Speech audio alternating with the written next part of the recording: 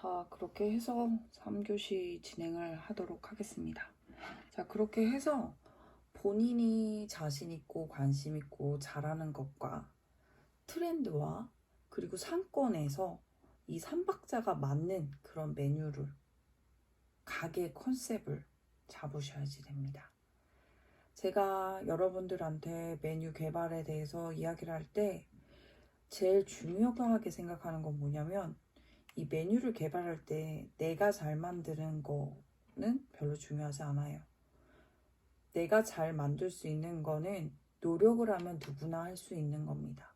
시간과 노력을 투자하면은 그 기술력은 터득을 할 수 있는 건데, 더 중요한 거는 어떤 것들을 소비자가 원하고 그거를 돈을 주고 구매하는지, 이런 거를 파악해야지 내가 메뉴를 판매를 할 때 구매를 할 수 있는 소비자가 있다라는 이야기입니다.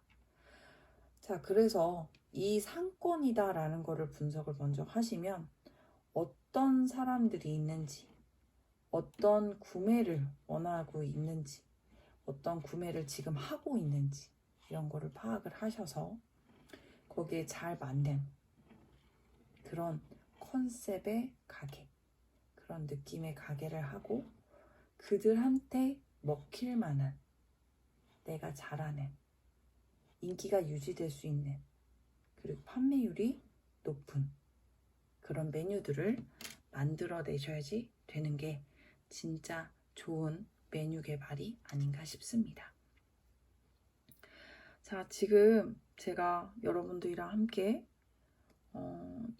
2교시를 넘어서 3교시까지 이렇게 한번 해봤는데 어때요?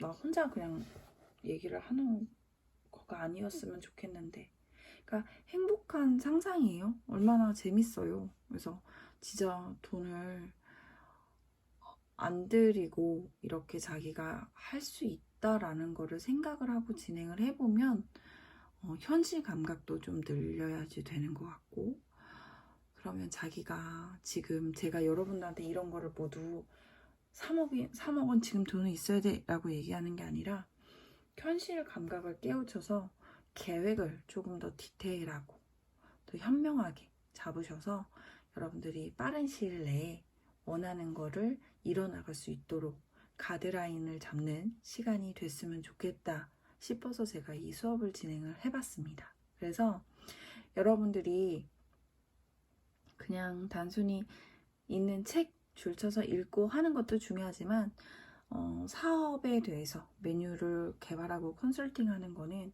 이 빠르게 변하는 시대 안에서 살아남아야 되고, 그리고 이 책자에서도 중요하게 배워야 되는 이론을 베이스로 하지만 자기가 이제 개발을 하고 창작을 해야 되는 일이기 때문에 빠르게 앞서 나가야지 된다라는 생각을 전 하고, 그래야지만 할 수 있거든요. 그래서 여러분들이 이제 잘 할 수 있는 밑받침이 되는 시간이 됐으면 좋겠습니다.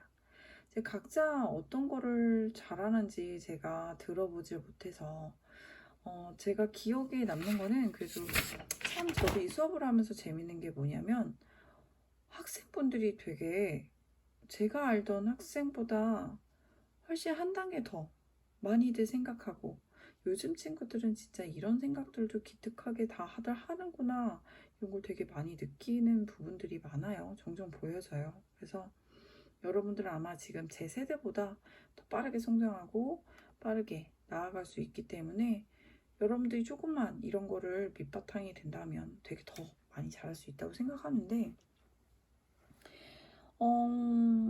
제가 기억에 남는 거는 조다현 학생은 카페 합정 있는 데다 카페를 하고 싶다고 했는데 쿠키를 만드는 거였었는데, 그게 쿠키 같은 카페 진짜 많잖아요. 엄청 많잖아요.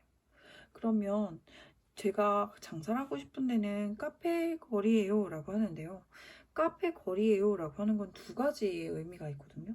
하나는 지금 상권이 완전히 다 구성이 되어져 있다, 거기를 커피를 마시러 오는 고객층이 구성이 되어져 있다는 건 장점. 또 하나의 단점은 뭐냐면 카테고리가 그만큼 많기 때문에 경쟁이 엄청 심하다라는 거예요. 가격 경쟁도 해야 되고 그 다 많은 가게들 중에서 내 가게를 선택할 수 있게끔 하는 그 메리트를 어떻게 찾을지 그거를 판단하는데 되게 중요한데 내가 그거를 얘기를 했었었고 권인혁 학생한테는 제가 뭐 설명했더라? 권인혁 학생은 초밥집 한다고 했었던 것 같은데 안산에 초밥집 한다고 했었어요. 진짜 신기하게요. 안산 사람들이 초밥 되게 좋아요. 초밥 되게 좋아하는데 비싼 초밥은 많이 안 사 먹어요. 네. 그래서 정말 입은 고급인데 지출은 그렇게 고급을 안 하는 그런 특징인데 요새는 또 많이 트렌드가 바뀌고 있어서 이제 그런 것들을 잘 봐라 그런 거 설명해 줬었고 김유리 학생은 케이터링 한다고 했었었는데 케이터링 서양식화가 많이 되어져 있어서 그거를 조금 한식을 트렌드 하고 싶다 보라매 쪽에다 하고 싶다고 했는데 제가 알기로도 그렇고 유리 학생이 말하는 것도 그렇고 거기는 교육열이 되게 막 엄청나거든요. 그래서 교육열이 좋으니까 아이들을 원하는 그런 학부모층한테 한식, 건강식 케이터링 해도 괜찮겠다라고 했고 거기는 또 여의도 상권과 근접하다라는 거 그래서 그런 것들 볼 수 있는 거 한번 이야기를 나눠봤었고 김은수 학생은 그 중앙대 앞에 거기에 프랑스 요리를 기반으로 한 와인을 함께 곁들이는 근데 이게 또 우리나라의 외식 문화의 특징이 뭐냐면 가격대가 어느 정도 정해져 있거든요. 한식은 반찬도 엄청 많이 주고 재료가 많이 들어가고 손도 많이 들어가는데 가격대가 되게 저렴하게 측정이 되어져 있어요. 내 잘못 떠고 있네. 그래가지고 한식은 메뉴를 되게 많이 비싸게 받기 어려운데 프랑스 요리는 비싸게 돈을 받는 거는 장점인데 단점은 뭐냐면 너무 다 고급스럽다는 이미지 때문에 가격에 대한 부담감들로 인해서 소비자들한테 친숙하게 다가가기 힘들다는 거 그런 걸 깨려면 어떻게 할 것인지 그런 이야기를 나눠봤고요. 정경훈 학생은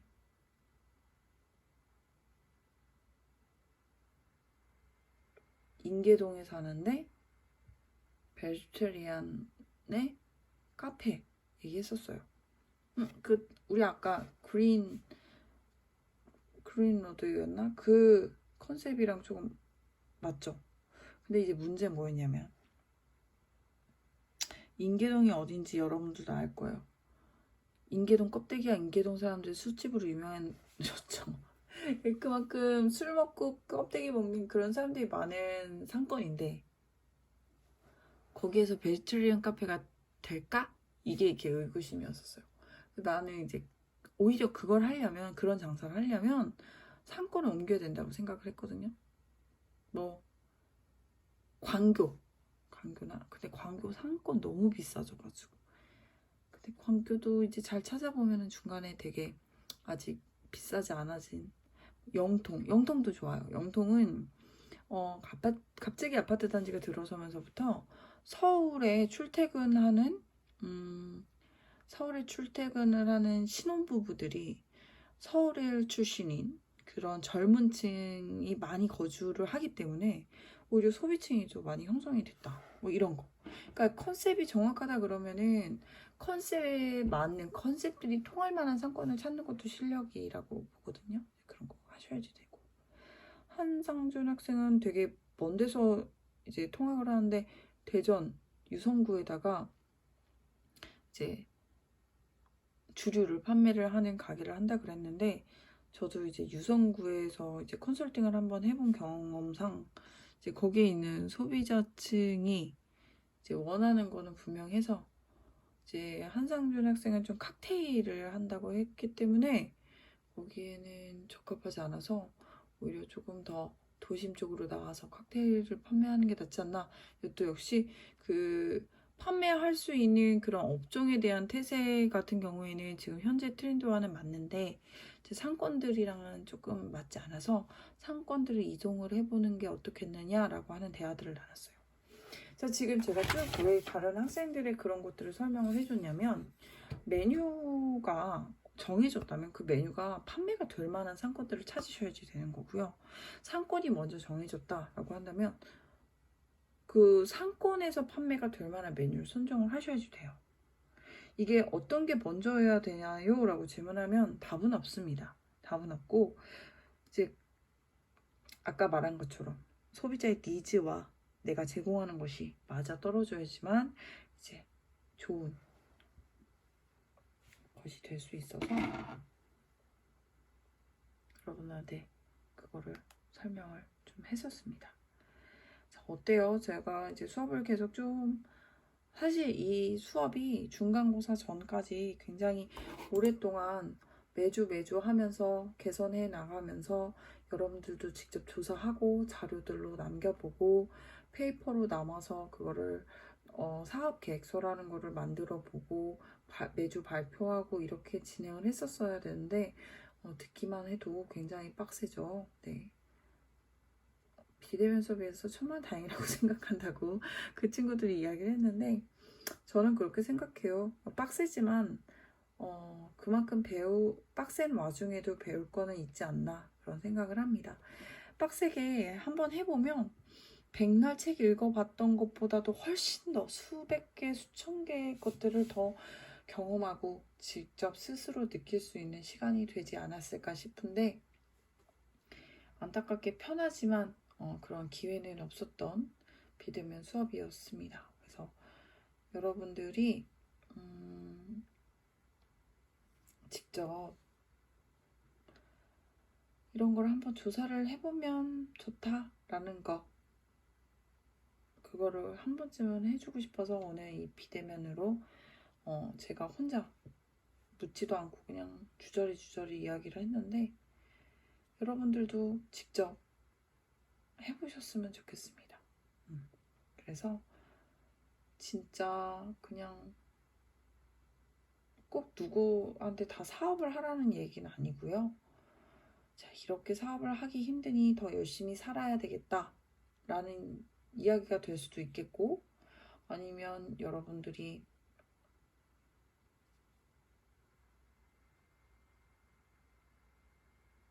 어떻게 진행을 하고 살아가야 되는지 그거를 보는 시간을 좀 가졌으면 좋겠다라는 거였습니다.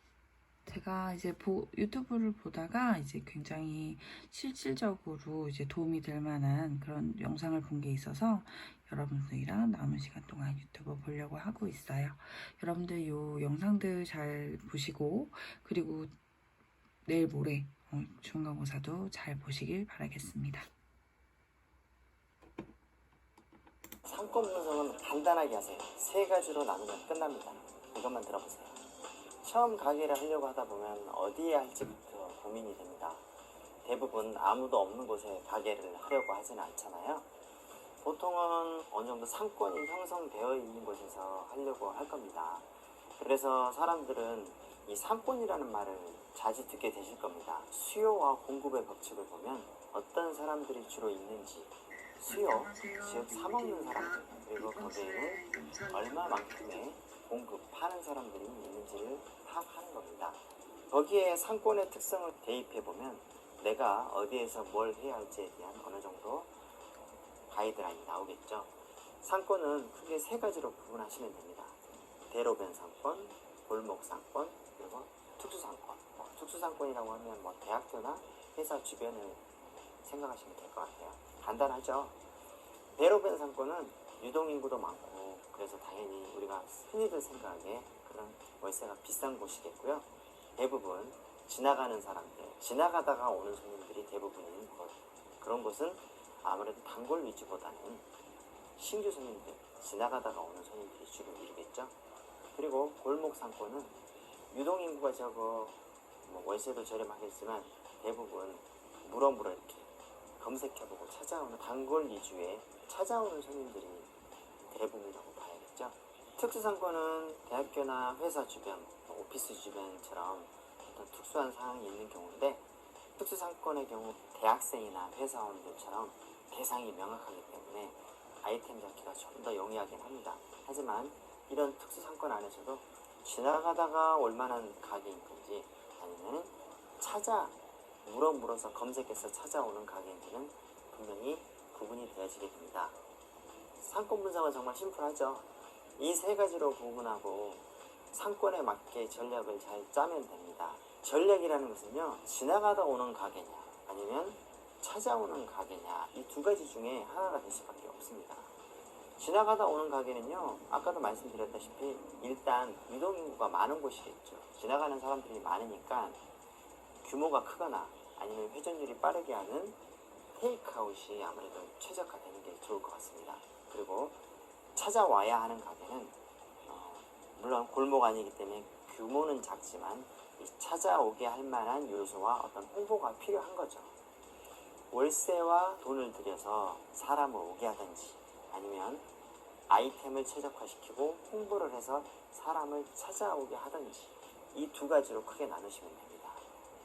그런데 이렇게만 들으면 이렇게만 하면 대부분 사람들이 대박은 아니더라도 평탄을 칠 텐데 왜 다들 망하지라고 생각하실 겁니다. 저도 그 점이 좀 궁금했어요. 아니 내가 무슨 문제인가.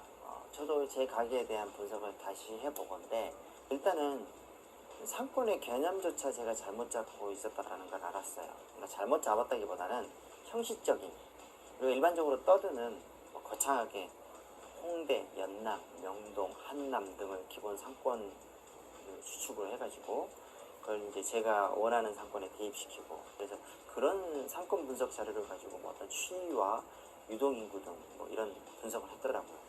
근데 지금 생각해보면 솔직히 좀 쓸데없는 분석이었던 거죠. 그때 제가 골목길의 작은 가게, 사람들을 찾아오게 하는 그런 가게, 그래서 이 사람들이 찾아올 만한 아이템과 홍보가 절대 필수였다라고 생각하고 그 부분에 좀 더 집중했다면 어땠을까 하는 생각이 들더군요. 그리고 늦긴 했지만 5년이라는 시간 동안 아이템을 수정해서 궤도에 올렸고 홍보가 되었는데도 왜 좀 더 성공적이지 못한지에 대한 답을 얻었습니다. 문제는 지나가는 손님과 찾아오는 손님, 즉 그 가게를 오는 손님들의 비율이었던 겁니다. 지나가다 오거나 찾아오는 가게 크게 두 가지 컨셉 쉽잖아요. 근데 이게 있잖아요. 이게 어떤 100%인 가게, 비율이 100%인 가게는 대부분 고전을 면치 못하더라고요. 비슷한 예를 들자면 잘 되는 전문점 보면 주력 메뉴 외에도 다른 메뉴들이 존재합니다. 먹는 사람들을 보면 거의 7, 80% 이상이 메인 메뉴를 먹고 있어요. 하지만 나머지 20, 30% 정도는 다른 메뉴를 먹을 때 전반적으로 운영하는 데 있어서 그리고 재료 회전율을 고려해서 가장 이상적인 운영이라고 보여집니다. 물론 깡패 같은 맛과 인지도로 한 가지 메뉴만 파는 거 종종 있지만요.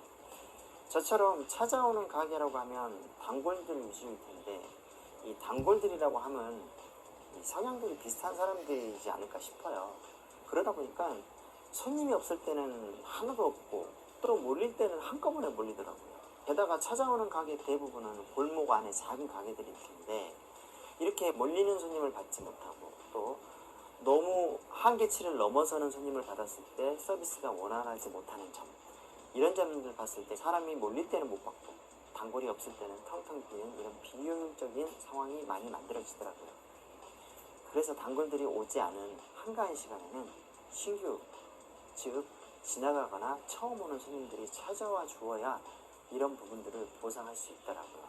반대로 지나가다가 오는 손님들이 대부분 경우에도 마찬가지예요. 비록 지나가더라도 한번 들렸을 뿐이더라도 주인이 친절하고 널찍한 공간들이 있다고 하면 다음에 또 와야지라는 생각하고 있다가 웬일로 비가 오거나 눈이 와서 지나가는 손님들이 적은 경우 이런 손님들이 나머지 부족한 부분을 보상해 주게 됩니다. 저는 이 부분을 7대3의 법칙이라고 명명했어요.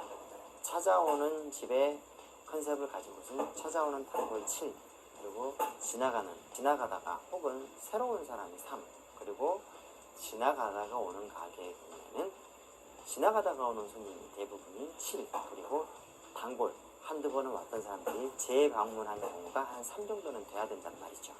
웬만한 가게의 경우 하루에 오는 손님들의 테이블의 성향을 파악해보면 이런 부분들을 금방 알 수 있습니다. 뭔가 매출이 예의치 않은 경우 분명 이 비율이 한쪽으로 심하게 치우쳐져 있는 경우가 많을 겁니다. 상권 파악은 좀 더 쉽게 하시면 될 것 같은데요. 왜냐하면 심플하게 생각해야 생각이 정리가 되고 명확하게 뭘 해야 될지 파악할 수 있는 것 같습니다. 가게를 보러 다니다 보면 부동산에서 하는 얘기들을 들으시게 될 겁니다. 하지만 대부분 걸으셔도 됩니다. 잘 들어보면 부동산에서 하는 이야기들은 우리 같은 일반 임차인들에게 하는 이야기가 아니라 임대인, 즉 건물주에게 적용되는 이야기들을 많이 들려줍니다. 하지만 우린 그걸 가게를 구하고 있으니까 착각하고 듣게 되는 겁니다. 어떤 호재가 있어서 사람이 많아진다면 그곳은 월세가 오르겠지만 우리가 봐서 알겠지만 시간이 지나면 분명히 쫓겨나는 현상이 나옵니다. 이게 우리가 일반적으로 듣는 젠트리피케이션이겠죠. 위에서 말한 대로 기본적인 사건 정도만 파악하되 꼭 여유를 가지고 마음에 드는 가게가 있으면 그 주변을 2, 3주, 한 달 정도에 거쳐서 방문하면서 분위기를 파악하고 혹여 주인장분이 친절하시면 말을 걸어보고 솔직히 대화 나눠보는 것도 아주 중요합니다. 대부분 임차인들은 같은 편이기 때문에 우호적으로 혹시 우리가 모를 얘기까지도 들려준답니다. 부동산 업자분보다는 확실히 우리 편이 맞습니다. 이건 제가 하고 있는 프로젝트 영상인데요.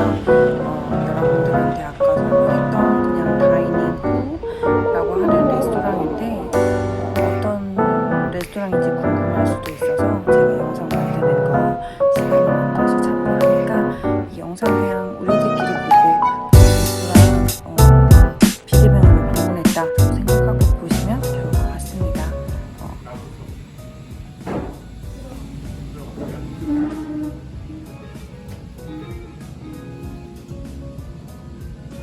거든요. 적당히.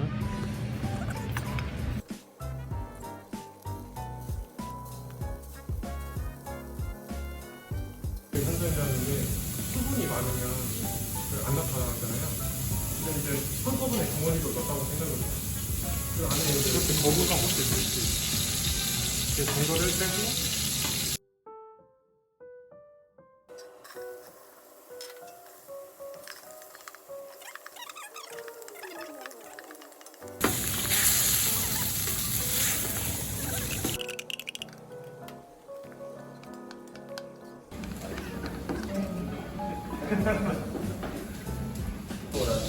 약간의 이제 한국어가 좀 고기도 어떻게 관리하는지 거기서부터 음식은 시작된다고 보시면. 이거는 껍데기라서 갈 수가 없어요. 그래서 사람들이 버리거든요.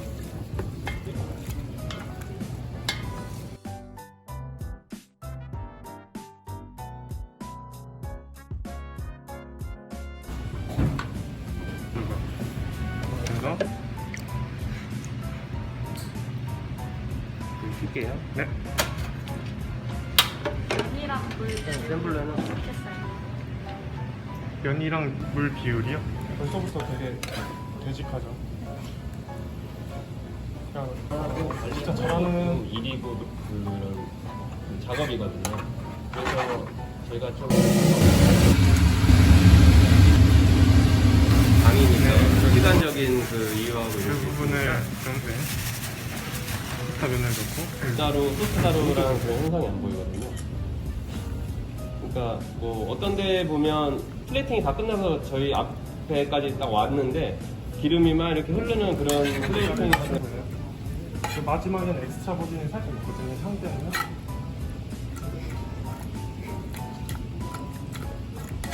보시면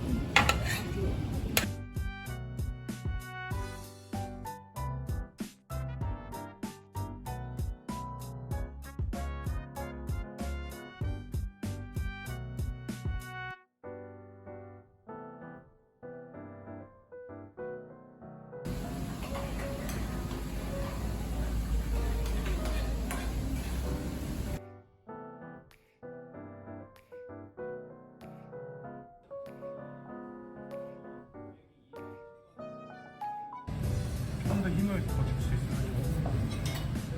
좀 손을 좀 조심해야 돼요. 손까지 관리되고.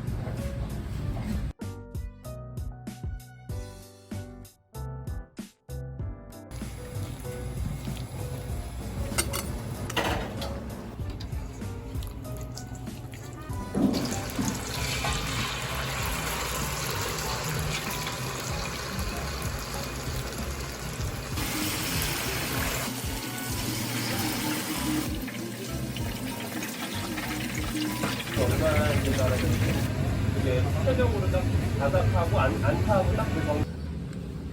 소스 이름은 아그로 돌체. 아그로가 시다라는 뜻이고 돌체가 단이라는 뜻이에요. 안에 건포도가 들어있어서 건포도가 이 소스를 머금고 있거든요. 그래서 같이 씹으면 되게 기분 좋은 맛이에요.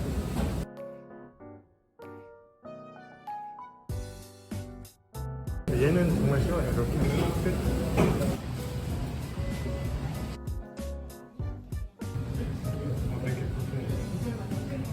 학생들께 거의 해볼 수도 있어요. 남자 생각으로.